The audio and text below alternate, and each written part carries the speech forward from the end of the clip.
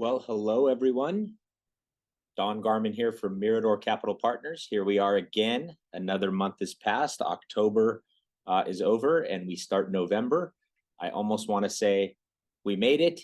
It was a rough 3 months to be sure.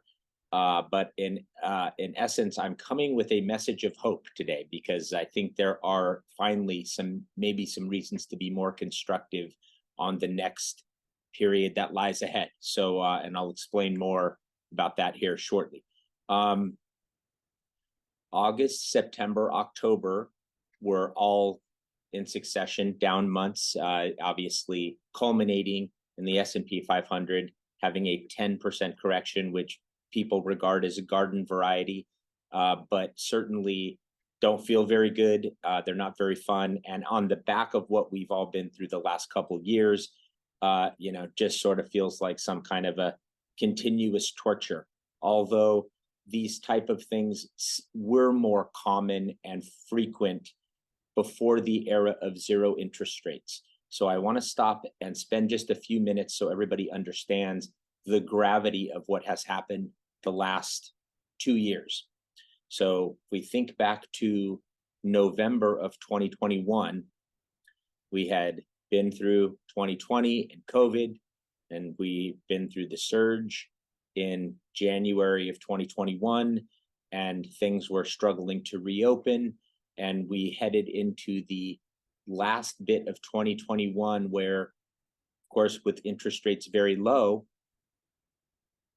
seeing signs of inflation bubbling about, we were told by the Fed that that was going to be transitory and that it wouldn't really amount to a permanent sticky inflation, which I would remind you, and I think I said it then, is really, really bad for America and what everybody calls average Americans, which I don't love that term, but they use it pretty frequently. So it is a problem worth fighting sincerely and seriously. And the Fed, learning from mistakes in the past, made the determination that raising interest rates quickly from a very, very low level where they had been for 15 years and risking a recession and slowing the economy quickly was a better error than letting inflation persist and really take hold within the economy and create this spiraling inflation that they deal with in other parts of the world. It's a very bad problem, not certainly one we want to encounter here. So they've done that. And today they will announce in about an hour whether they're going to raise interest rates again. It's widely forecasted and expected that they will not, that they will take some of the cues from the market, which the bond market has had an extremely torturous decline. The US bond market has never been down 3 years in a row. It will be down 3 years in a row at the end of this year. So I'm going to put up a screen share just to give you a frame of reference for what has happened. So hopefully this works fairly quickly. Yeah, okay. So what I've put up here for everybody who wants to look closely is the last 2 years of 7 different assets. There's the US large cap stock market, which we refer to as the S&P 500. I even threw up the QQQ for my tech lovers. That is in the green. And then I added small cap stocks, which is in orange. That would be the minus 28.16. And then all the different bond options that we have at our disposal. We have short-term government bonds to long-term government bonds and everything in between. And then corporate bonds, high grade, high quality companies, perhaps some would argue the highest in the world because they are making tons and tons and tons of cash, which they now invest at higher rates. And then high yield corporate bonds, which are the lower quality companies that have to pay more to borrow money And as investors, we receive more from them when they do.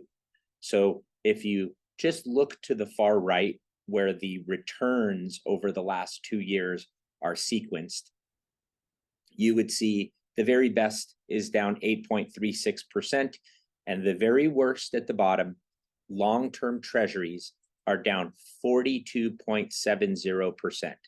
So let that sink in.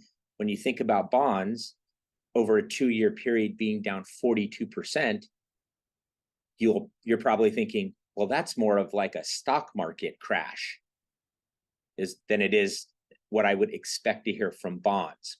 So that's exactly the point I want to make, is the reset of interest rates higher with the speed that it happened has created many consequences. Silicon Valley Bank went bust. First Republic Bank went bust. And I want to point everybody back to this simple idea. So many of us, at my urging and other people's urging, refinanced our mortgages back in 2021 for 30 years, sub 3%, fixed for 30 years.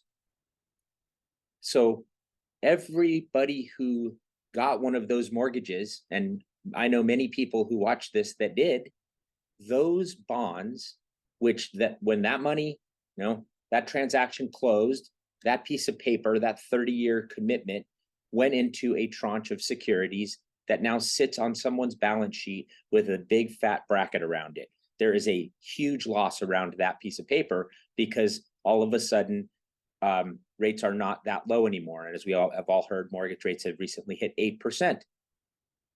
So what I want to now point out is that it is the extreme temptation of humans to have an overreaction to what has just happened.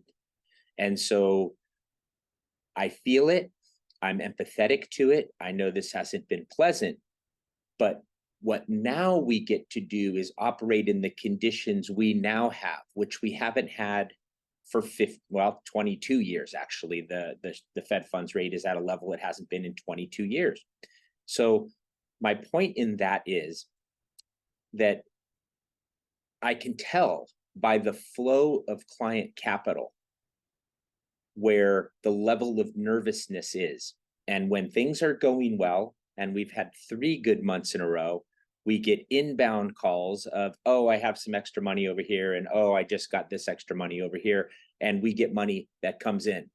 And a lot of people who have made those calls in the last couple of months have never quite followed through with the actual, because you see a headline here and there and you go, maybe we just wait. So what I would say, similar to when I said it's time to refinance a couple of years ago, if you do have extra money, we now, and I'm always shocked at this, people are comfortable buying a 3.5% CD at the bank or a 4.25%, tying money up for a couple of years and feeling like, well, that's pretty close to 5.25%. Well, it's not. An extra percent on the amount of money that a lot of you have is a lot. So as much as we fight to make 1 more percent in the equity piece of our portfolio, you also ought to be fighting to make an extra percent or 2 on the excess cash you have lying around. Many of you have a lot. So I would suggest we can now get over 5, significantly over 5 from a money market fund, and 7 from here to the end of next year. That's a lot. So even if you don't want to take equity market risk, don't be happy with 4 when you can get 7 or very least 5.25. It's a big difference. So I use that as a encouragement or a reminder that it's a good time now to be thinking about repositioning some of those things going into year end.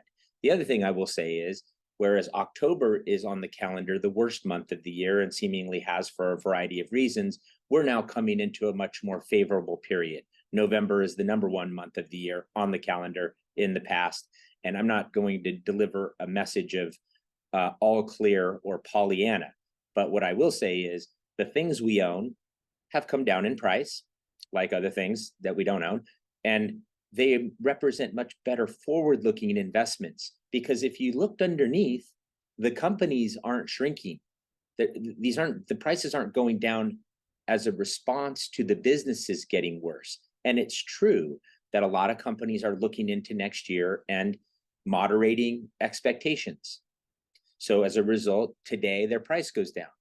But I would interpret that differently, which is to say, as expectations get lowered, and we're using this, and CEOs are using this as a period of time to reset and lower expectations into the future.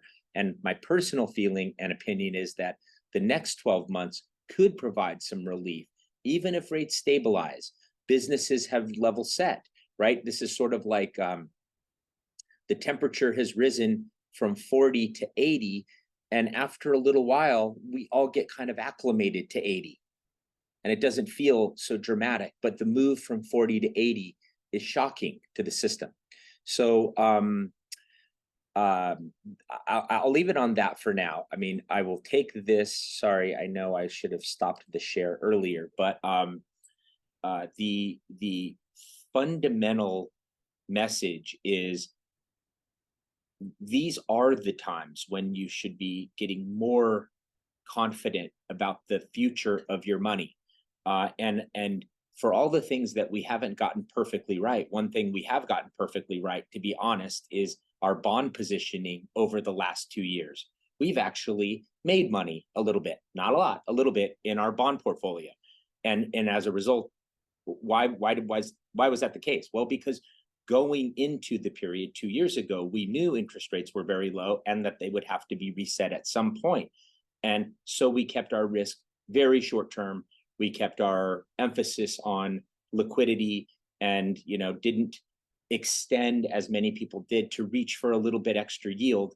And now as a result, they're sitting on massive losses that will only be recovered if interest rates go back down to where they were 2 years ago, which is very unlikely for a long time. And it wouldn't be a pleasant condition, even if it did in a shorter amount of time. So point being, we've done that part well. I'm still, as you know, I look every day. I'm still very comfortable with what we own. I think we own we own a basket of the most important and interesting companies on the planet that will be the beneficiaries of a world where there will be business getting done in 2 years and in 3 years and in 5 years. And our companies will be doing a larger share of that business and making larger amounts of profit on that business, which will benefit ultimately us as the owners of those businesses. Look around you, all the most successful people run businesses themselves that they started or are participating in businesses in some way. That is in fact what we do when we buy stocks. We are simply owning those parts of those businesses, and now we have a collection of them and we can win in multiple ways. So on that note, happy November. I know it's been a grind. Hang in there. This is actually when it's about to get a lot better. So for those of you who are gnashing your teeth, I think help is on the way, but never going to be a straight line. And we're always going to have our issues to get through. The world, as we all know, is a very challenged place right now. So give us a call if you have more questions or if you want to chit chat between now and the end of the year. We've done plenty of tax preparation within the strategies. So that's all been done. But if there's anything specific to you want to discuss, please reach out. So on that note, maybe talk to you before the end of November, but we're always here. So let us know if you need anything. Okay, bye.